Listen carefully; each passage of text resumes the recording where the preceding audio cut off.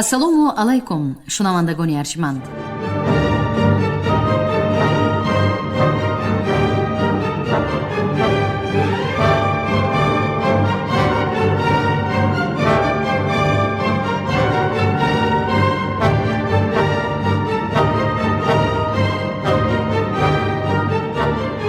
ба таваҷҷӯҳи шумо гуфтор аз силсилаи хониши адабӣ. қироати китоби президенти ҷумҳурии Тоҷикистон муҳтарам Эмомалӣ Раҳмон, тоҷикон дар оинаи таърих аз ориён то сомониён. китоби чорум, гуфтори 111. سرانجام امام بخاری بعد 10 سالی سفر و دید و بازدیدها عزم خراسان و ماوراءالنهر نموده از شهرهای مرو، بلخ، هرات، نیشاپور، ری و دیگر منطقه های کوهستان دیدن نمود. به قول امام بخاری او در جریان سفر با صدها علمای دین و اهل نظر واخورده از آنها حدیث شنیده است. از 1000 بیشترند شیخانی که من از آنها حدیث شنیدم و نزد من حدیثی نیست که اسناد آن را یاد نداشته باشم. عاقبت امام بخاری به وطن اجدادی خود شهر قدیمه بخارا برگشته به تألیف و تهیه کتاب الجامع الصحیح شروع نمود که بعد از قرآن منبع اساسی عقیده و شریعت اسلام در میان پیروان اهل سنت و جماعت می باشد. این کتاب به اندیشه امامان، علما و فقیهان گذشته مذهب‌های اهل سنت و جماعت احادیث نبوی را به یک سبک و اسلوب معجزه انگیز گرد آورده دین اسلام را از حدیث‌های مغرضانه و افراط‌گرایی‌های بعدینه حفظ نموده است. امام بخاری بزرگترین محدث عالم اسلام بوده 16 سال عمر خود را به گرد آوری حدیث ها بخشید و از میان 600,000 حدیث مختلف تنها 7250 به قول 7400 حدیثش را درست و صحیح شماریده در کتاب مشهورش با عنوان الجامع الصحیح گردآوری نمود. ذکاوت فطری، قابلیت ذهنی و خاطره امام بخاری تا جایی رسیده بود که به قول خودش از میان 600,000 حدیث 200,000 آن را از یاد می دانست.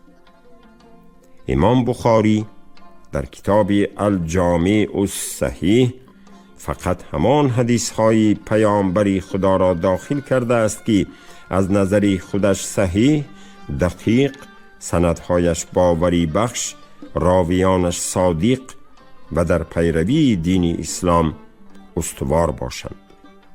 بنابراین کتاب او از لحاظ مقام و منزلت و قیمت علمی نخستین کتابی صحیح حدیث های پیغمبر بوده از جانب علمای پیشین و امروزه اسلام از استعداد بی‌نظیر، قدرت عظیم ایجادکاری و الهام الهی برخوردار است. امام بخاری در نهایت کار از علمای متعصب و حاکمان وقتی بخارا رنجیده ترک دیار نمود و با دعوت پیروان و شاگردانش سوی سمرقند رهسپار گشت. هنگام سفر او در دهه خرتنگ کنار سمرقند در خانه یکی از خویشاوندانش 31 اوگوست سال 870 از عالم چشم پوشید و او را روز عید سعید فطر بعد نماز پیشین به خاک سپردند.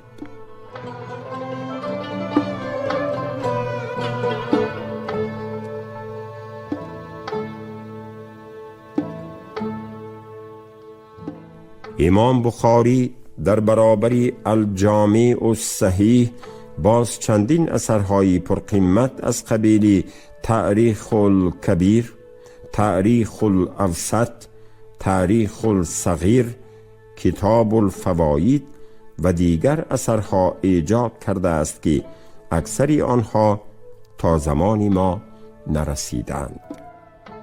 امام بخاری یکی از شخصیت‌های بزرگ و بی قرینه جهان اسلام است که تعلیمات امام اعظم و دیگر علمای توانای مذهبی سنت و جماعت را در پایه حدیث‌های نبوی تقویت بخشیده، کلام فارسی را در قطار زبان عربی کلام اهل بهشت و ملائک آسمان چهارم شمارید و گزاریدن نماز و ترجمه آیت‌های قرآن و دیگر فریضه‌های دینی را با زبان فارسی رایج گرداند.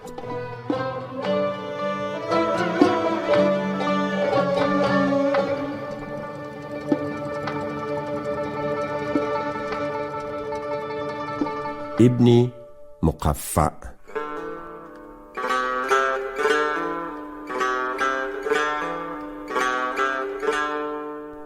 در برابر علوم دینی نیاگان ما به گرد آوری تاریخ و ترجمه و تصنیف آن رو آوردند که نمونه آن خدای نامه ها شده می توانند. اصلاً خدای نامک از بزرگترین تاریخ نامه های تا اسلامی ایرانیان است که آن را ابن مقفع، چنان که قبلا درباره این شخصیت گفته بودیم، از پهلوی به عربی ترجمه کرده به آن عنوانی سیر الملوک الفرس داده بود. روزبه ابن جشنش معروف به عبدالله ابن مقفع تقریبا سالهای 724 در شهر گور فیروزآباد امروزه ایران به دنیا آمده. پدرش دادبه یا دادگشسب مذهب زردشتی داشت. موافق معلومات تاریخ نگاران، دادگشسب در عهد قایم مقام عراق حجاج ابن یوسف ثقفی عامل خراج ولایت فارس بوده، در امور خراج ستانی و مالیات گذشت‌ها نمود. از این خاطر با دستور حجاج ظالم او را چندان کوفتند که دستش شکست و با نام مقفع یعنی دست شکسته شهرت یافت.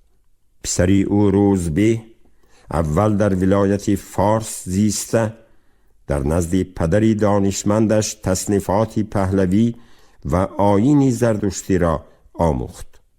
سپس به شهر بصره آمده، زبان و ادبیات عرب را فرا گرفت و همچون داننده توانای زبان عربی و پهلوی شهرت پیدا کرده و دربار امویان راه یافت.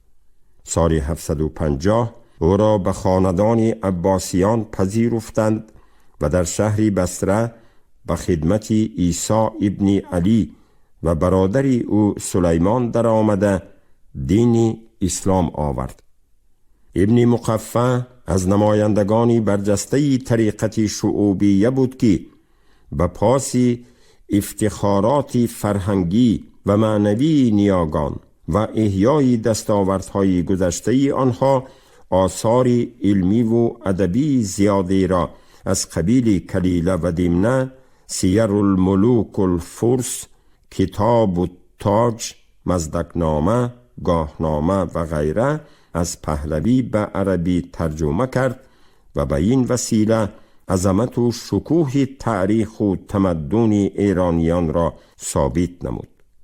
گستاخی ابن مقفع در ارجگذاری و ستایش آثار نیاگان خشم متعصبان اسلامگرا را برانگیخت که نتیجه آن قتل وحشیانه او شد. ابن مقفع مؤلف چندین رساله و کتاب‌های تربیوی و اخلاقی و کشورداری و آداب معاشرت می باشد که الادب الکبیر و الادب الصغیر از جمله آنهاست. این کتاب‌ها عاید به مسائل کشورداری، فرهنگ سیاسی و اخلاقی، مقام خرد و عقل و ذکاوت برای پادشاهان، اهمیت علم و دانش در زندگی و غیره ملاحظه های پرارزش دارند.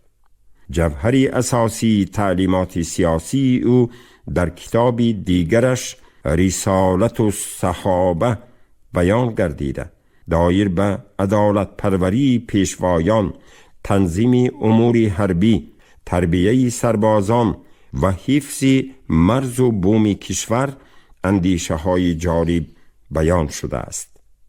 ابن مقفع در برابر ترجمه و تشویق فرهنگی محتشم عهد ساسانیان در گسترش علم و ادبیات عرب نیز نقش مهم داشته، چنان که قبلا گفتیم همچون بنیادگذاری نثر بدیعی عرب و صرف و نحو کتابی شناخته شده است.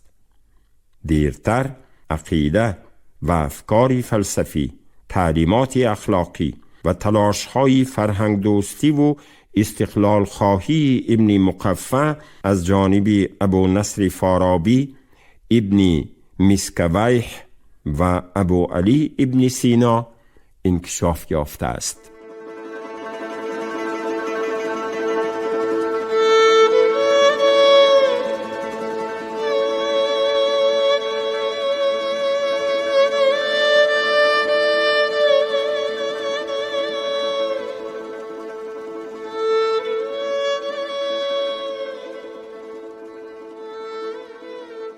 ابن خردادبی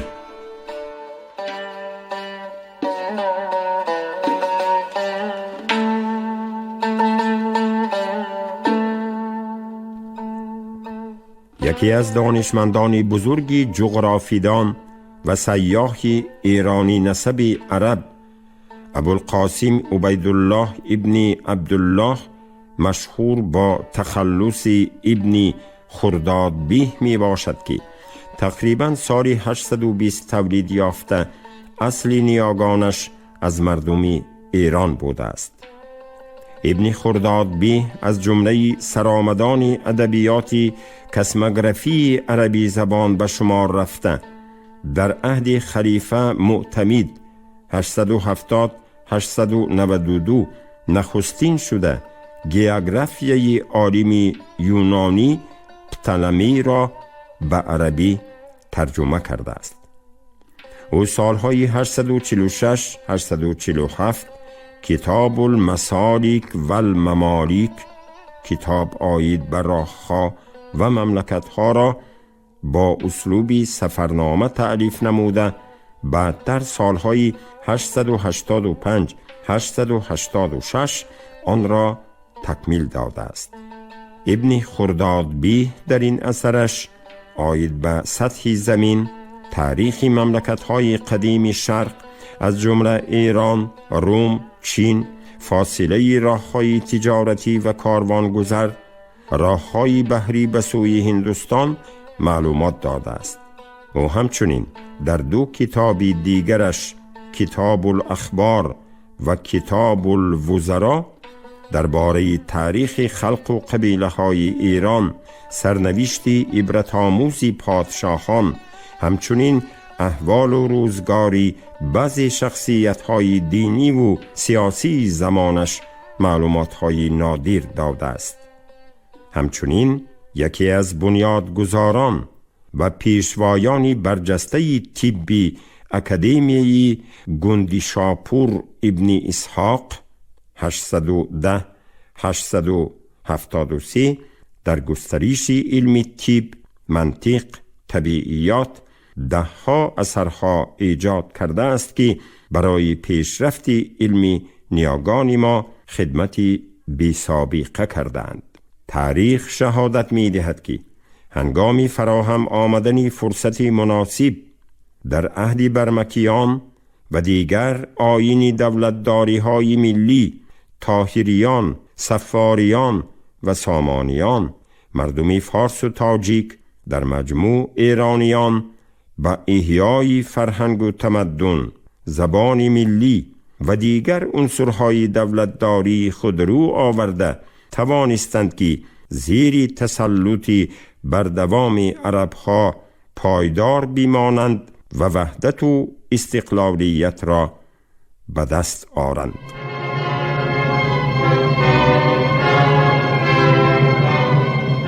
باب سیوم، تأسیس دولت طاهریان، آغاز واقعی دولتداری ملی و استقلال تاجیکان، رهاورد از قدمگاه طاهریان.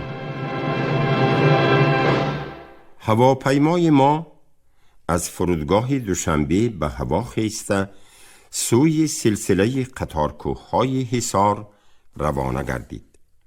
در این صبح فرح افزای آغاز فصل بهار از پس خله ها آفتاب سر کشیده با نورهای گرم و ضیابخشش به استقبال هواپیما می آمد. قله های کوه ها هنوز پر از برفند، ولی در دامن آنها بهاری سبز پوش نفوذ کرده سرزمین آفتابی ما را از اسارت سرمای شدید و دلگیر کننده زمستان امسال رها می سازد. در تحت هواپیما قطعه های زمین نوکشته دامن گسترده از اثر گرمای جانبخش و احیاگری آفتاب حوری تنوکی می برارند و مرزهای سبز بعد سرمای دراز و هنگامه‌بار گویا نفسی سبک می کشد.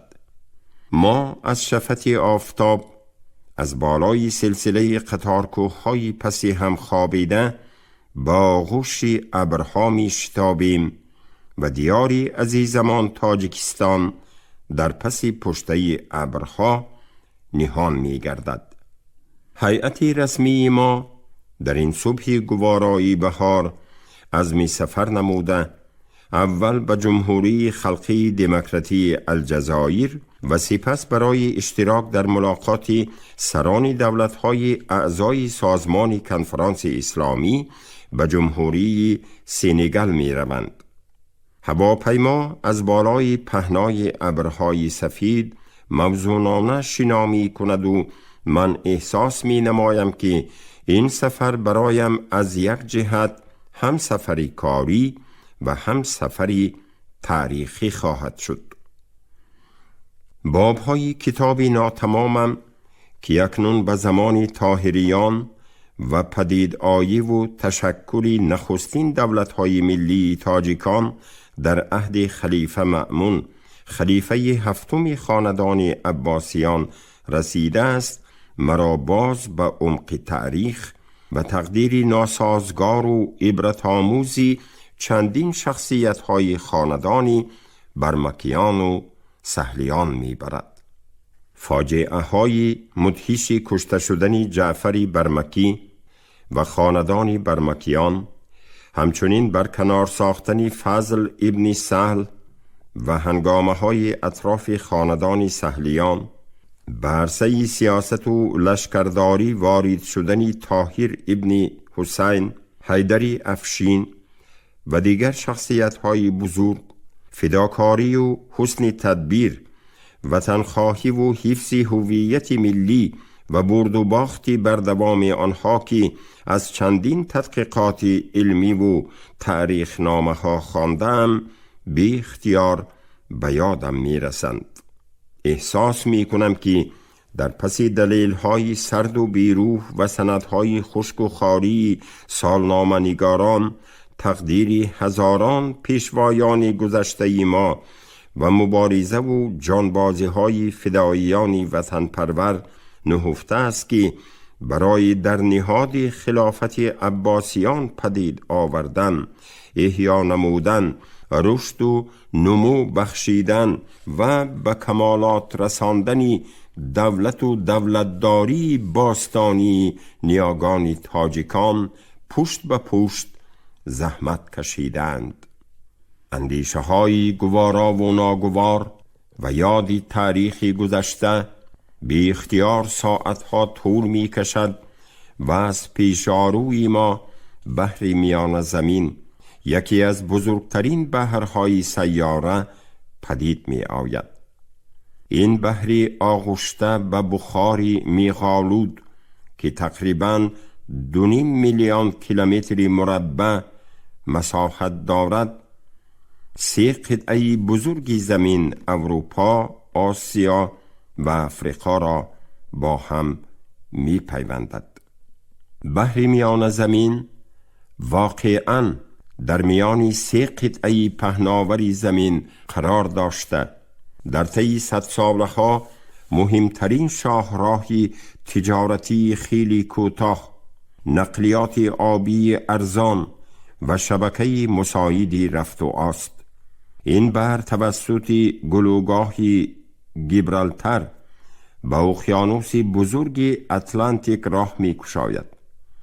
در عین حال توسط گلوگاه دردنیل و گلوگاه باسفور بحر میان زمین را با بحر مرمر و بحر سیاه می پیوندند و در میانه قافله 3 بحر راهی طولانی و خیلی موافق نقلیات آبی و استراتژی دامن گسترده عصرها باز توجه کشورگشایان و دولت مردان را سوی خود می کشد.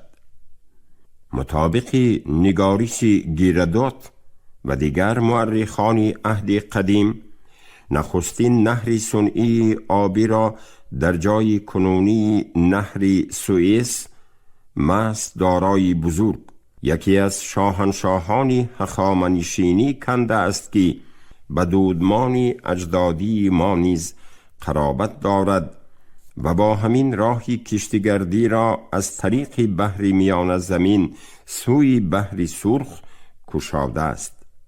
امروز نهر سوئیس بعد تعمیر و نوسازی‌هایش در عصرهای 17 و 20 به کوتاه‌ترین شبکه علاقه و راه بین المللی کشتیگردی تبدیل یافته، توسط با هم پیوستن بحر میان زمین و بحر سرخ فاصله میان اقیانوس‌های اتلانتیک و هند را تا 15,000 کیلومتر کوتاه می کند. این نهر شاهرگی راه بحری جهانی بوده، از روی حجم بارکشانی توسط بحر میان زمین در آبهای صنعی در جهان جای اول را می گیرد. برای قیاس مساحت بزرگی بحر میان زمین می توان افزود که در حدود آن چندین دولت‌های اروپا از جمله شویتزاریا، استریا، اسپانیا و پرتغالیا را جای داد.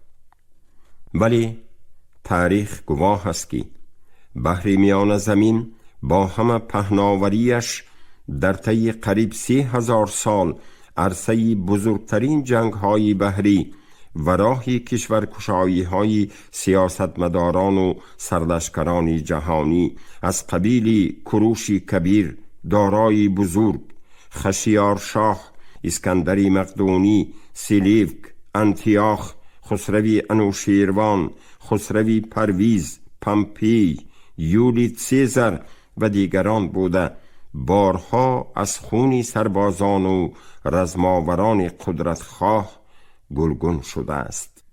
و نهایت بعد گذشتن تقریباً 13 عصر از پی نیاگانش، کوروش کبیر، دارای بزرگ و خشیارشاه، بنیادگذاری دولتداری ملی تاجیکان در عهد خلیفه های عباسی، طاهر ابن حسین و دیرتر پسرش عبدالله ابن طاهر، بحر میان زمین را عبور نموده به صفت قایم مقام عراق، سوریه و مصر آشوب‌های سرزده را پخش می کنند و چون سرلشکری توانا و عدالت پیشه شهرت جهانی می یابند. مدتی است که سرنوشت عبرت انگیز و مبارزه و تلاش‌های استقلال خواهی این ابرمردان را از تاریخ تبری، تاریخ سیستان، تاریخ بیهقی، روضة الصفا و دیگر سرچشمه ها آموخته از برد و باخت های آنها سبق می گیرم. هواپیما اقیانوسی بی کناری آسمان را عبور نموده، موزونانه پیش می شتابد و احساس می کنم که تقدیر بعدی گذشتنی 1200 سال مرا چون سروری دولتی صاحب استقلالی تاجیکستان از بالای بحر میان زمین با پیامی صلح و همکاری های سودمند سوی الجزیره هدایت می کند. رشته خیالم بی اختیار به جلسه نوبتی سازمان کنفرانس اسلامی می رود. می دانم که امروز سازمان کنفرانس اسلامی در هیئت خود 57 دولت از جمله تاجیکستان را متحد می کند. این سازمان بعد آتش زدن مسجد الاقصی در بیت المقدس 21 اوگوست سال 1969 با اشتراک 3 کشور اسلامی در شهر رباط مراکش تأسیس یافته است. هدف اصلی این سازمان همکاری مشترک دولت‌های اعضای کنفرانس در بخش‌های اقتصادی، اجتماعی، فرهنگی و علمی بوده، تلاش‌های مردمی مسلمان را بهر آزادی، استقلال و حفظ حقوق‌هایشان پشتیبانی می‌کند. در عین حال این سازمان برای کاهش دادن تفریقه نژاد پرستی و افراط‌گرایی، گسترش رابطه و مناسبت‌ها، همکاری و حسن تفاهم میان کشورهای مسلمان و دیگر کشورهای جهان مساعدت می‌نماید. همچنین اعتراف صاحب اختیاری کشورهای مسلمانی، دخالت نکردن به کارهای داخلی یکدیگر، ارجگذاری و احترام شکل دولتداری، با راه‌های آسایشته و مراسای و مذاکرات حل نمودن نزاع‌های میان کشورهای اسلامی از هدف‌های والای این سازمان به شمار می‌رود. در این راستا ملاقات سران دولت‌های اسلامی دورنما و سیاست عمومی سازمان کنفرانس اسلامی را معین می نماید و ملاقات‌های آن در هر 3 سال 1 مرتبه برگزار می گردد. تا امروز 8 ملاقات مقرری و 3 ملاقات فوق العاده دایر گردیده است که این ملاقات‌ها مسئولیت اداره سازمان را طرح ریزی می کنند و بودجه آن را تصدیق می نمایند. جمهوری تاجیکستان با عضویت سازمان کنفرانس اسلامی سال 1992 در ملاقات 5 فوق العاده وزیران کارهای خارجی پذیرفته شده است. این جانب در چندین ملاقات‌های سران دولت‌های سازمان کنفرانس اسلامی از جمله در ملاقات 8، 9، 11 دکبر سال 1997 در شهر تهران، ملاقات 9، 12، 13 نوامبر سال 2000 در شهر دهوی قطر، ملاقات 10، 16، 17 اکتبر سال 2003 در شهر پوتراجایای مالایزیا شرکت ورزیده سخنرانی کرده بودم.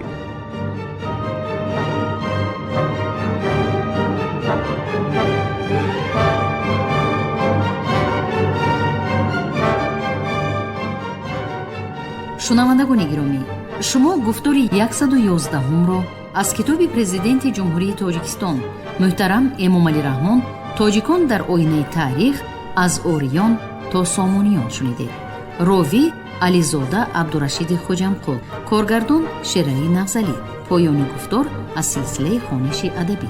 شاد باشید.